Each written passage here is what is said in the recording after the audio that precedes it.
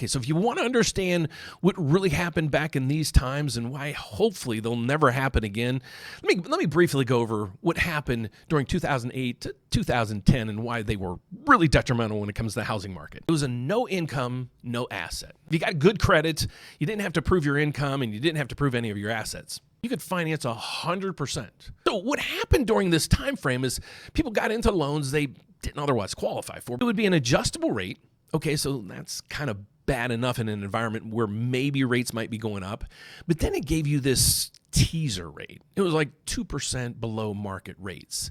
And it was an adjustable rate. So usually adjustable rates are lower than fixed rates anyways.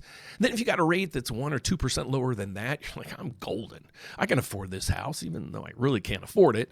So millions of people were buying properties. Okay, that happened for a couple of years. And then what happened is those teaser rates started to adjust. And that was during this time frame right kind of through here. Everybody's buying. And then all of a sudden, people would refinance because their home equity kept going up and up and up. Okay, remember during those times, everybody had to buy a house because if you bought a house, you're going to be rich in 10 years.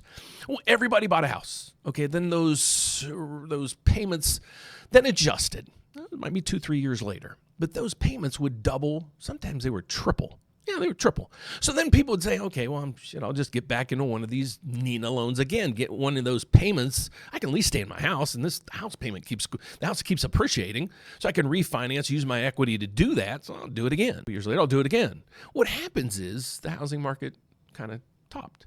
Okay, so now the housing market flattened and started coming down just a little bit. Well, the people came in and they're like, okay, 2-3 years later, it ballooned again. Their house payment doubled. They went to refinance and they're like, you can't refinance now because you don't have enough equity in your home. And they're like, oh boy, I don't have any equity in my home. I can't refinance. I can't afford these payments. I never could afford these payments because I knew back then those payments too much. But if I got this program, I could qualify for.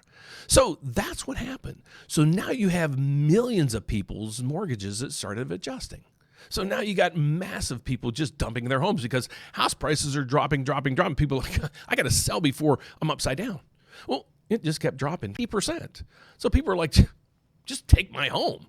That's what happened.